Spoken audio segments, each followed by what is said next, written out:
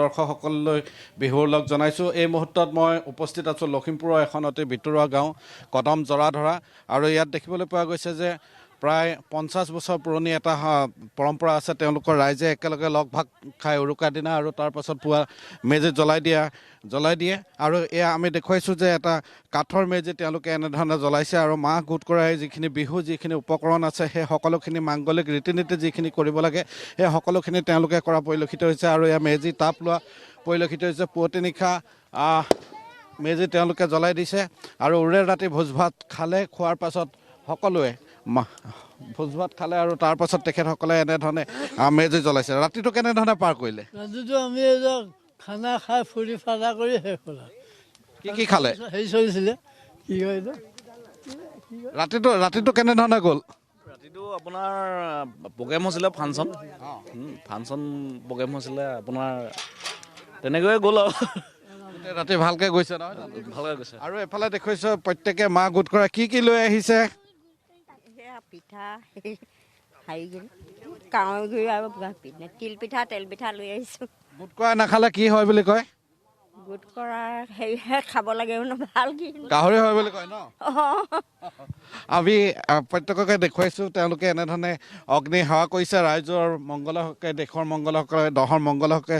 তেওঁলোকে কি লৈ আহিছে? পিঠা, গয়া আলু, নাৰিকল, এয়া হেৰি কয়াগুৰি। ৰাতি কিবা চুৰ হ'লনে? হ'ল। কি দিছে? হাঁহ কুকুৰা এইবিলাক চুৰ কৰিছে? চুৰ কৰে আৰু য'ত হ'ল বিহু বুলি ফূৰ্তি আৰু এদিন বিহু বুলি চুৰ কৰে। আমি দেখুৱাইছোঁ এয়া হ'ল কদম জৰাধৰা গাঁৱৰ পৰা আমি দেখুৱাইছোঁ। সকলোৱে এনেধৰণে মাহ গোট কৰি আনি সকলোৱে জ্যেষ্ঠজনকো আপ্যায়ন কৰা পৰিলক্ষিত হৈছে, আৰু যিসকল কনিষ্ঠ আছে তেওঁলোককো আপ্যায়ন কৰা পৰিলক্ষিত হৈছে। বিহু জানে? বিহু এফাকি গাই দিয়ক।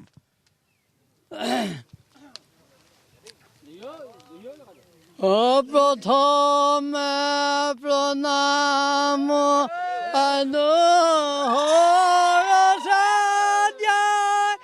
দ্বিতীয় প্ৰণাম হৰি, দ্বিতীয় প্ৰণাম গাঁৱৰ মাথা ধৰি যাওঁ নামৰ গুৰি।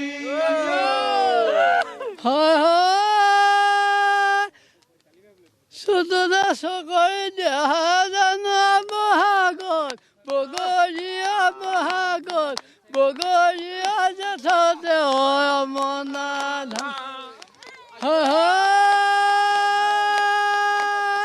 গৰু দিনাখন আশীবা দেল বাই আশীবা দেল বাতেহে পাবা বগন্ধ।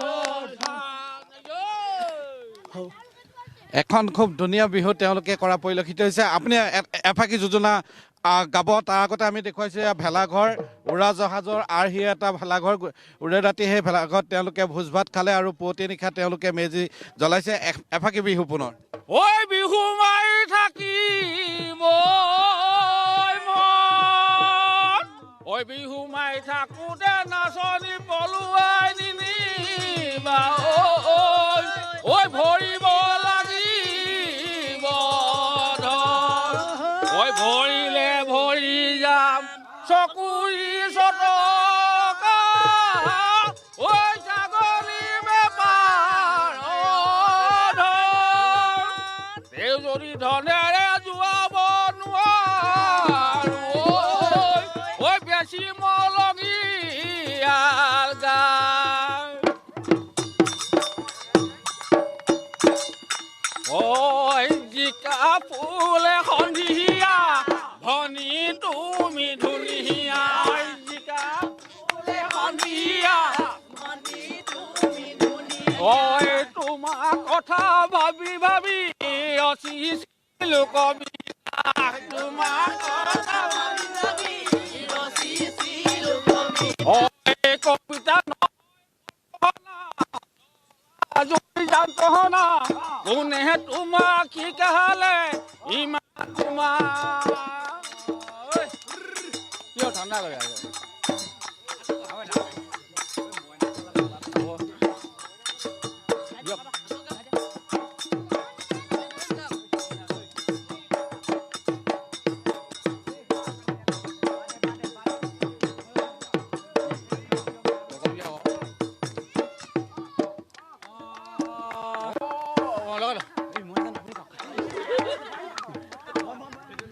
আমি দেখুৱাইছোঁ এয়া মেজি জ্বলি আছে আৰু তেওঁলোকে এনেধৰণে এখন বিহু কৰাও পৰিলক্ষিত হৈছে কাৰণ ভেলা ঘৰত বিহু উৰে ৰাতি বিহু কৰে এনেধৰণে নাম গুণ গায় আৰু তাৰ পাছত ভোজ ভাত খোৱাটো নিয়ম আছে খন্তেক পাছতে তেওঁলোকে গাঁৱৰ বৰনামঘৰলৈ যাব আৰু তাতে সকলোৱে ইজনে সিজনে সেৱা কৰিব জ্যেষ্ঠজনক আৰু তাৰ পাছত বিহু যিসমূহ উপকৰণ আছে তেওঁলোকে সেইখিনি তেওঁলোকে গ্ৰহণ কৰিব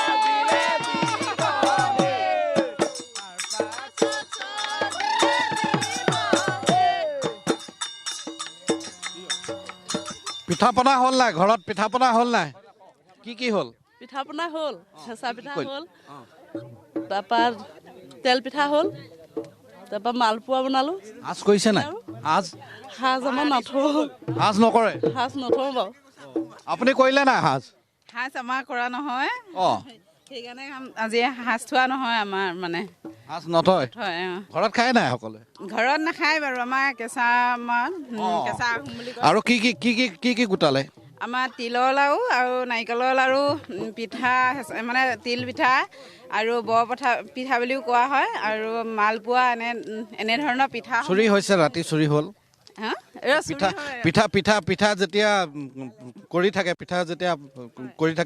পুৰি থাকে পিঠা তেতিয়া এই পিছফালৰ পৰা যে চুৰ কৰি লৈ যায় কেনেকুৱা লাগে তেতিয়া চুৰ কৰি নিয়ে ল'ৰাবোৰে আহে পুৰি থাকোঁতে পিছফালৰ পৰা যেতিয়া থালিখনত থোৱা হয় যেতিয়া চুৰ কৰি লৈ যায় চাৰিকলত গুৰি চাই দেখি নাই বহুত কিবা লাগি যায় আৰু বাৰু বিহু এফাকি কওক বিহুৰ এতিয়া বৰ বিশেষ নাজানোৱে তথাপিতো সকলোৱে যে সহযোগ কৰিব দেই মই বৰ নাজানো বিহু কি বুলি কয় পাহাৰৰ নিজৰা ঐ ৰুনুমাই মৰম লগা চেহেৰা পাহাৰৰ নিজৰা ঐ ৰুনুমাই মৰম লগা চেহেৰা তিনিবলৈ ঐ ৰুনুমাই হাতত নাহিল কেমেৰা চেহেৰা তিনিবলৈ ঐ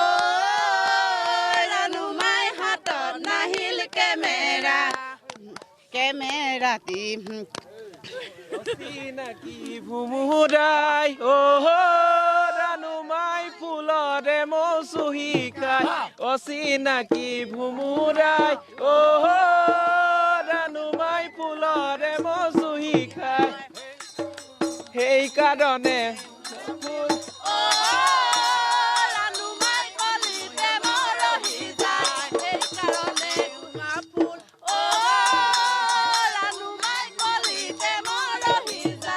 পাহাৰৰ নিজৰা ৰানুমাই মৰম লগা চেহেৰা এয়া আমি দেখুৱালোঁ বিহু পৰম্পৰা এনেধৰণে মেজি তেওঁলোকে জ্বলাইছে কাৰণ আজিৰ দিনটোত অগ্নি উত্তাপ লৈ সকলোৱে দেশৰ মংগল দহৰ মংগল নিজৰ পৰিয়ালৰ মংগলৰ হকে সকলোৱে ঈশ্বৰৰ ওচৰত প্ৰাৰ্থনা কৰে আৰু এয়া হ'ল অসমীয়া সাতাম পুৰুষীয়া পৰম্পৰা উত্তৰ অসমৰ ফালে কাঠৰ মেজি নিৰ্মাণ কৰে আৰু এই কাঠৰ খৰিৰে নিৰ্মাণ কৰা মেজি পুৱতি নিশা কাউৰী কুকুৰ মাটিত নপৰোঁতেই তেওঁলোকে জ্বলাই দিয়া একোটা পৰম্পৰাগত নিয়ম আছে আৰু ইয়াৰ লগত বহুতো পৰম্পৰা ঐতিহ্য আছে আমি জানিবলৈ যত্ন কৰিছোঁ কি পৰম্পৰা আপোনালোকে ৰক্ষা কৰিছে আৰু কেনেধৰণে ৰক্ষা কৰিছে বিহুৰ লগত ঘিলা খেল কড়ি খেল কুকুৰা যুঁজ এইবিলাকো আছে আমাৰ এতিয়া হ'বহে নাই কুকুৰা যুঁজ হ'ব হাঁহ ধৰা খেল হ'ব তাৰপৰা আমাৰ কলগছত মানে বগোৱা খেল হ'ব টাইম হোৱা নাই টাইম হ'লে ল'ৰা ছোৱালীবিলাক আহিব সম্পূৰ্ণ হ'লে মানে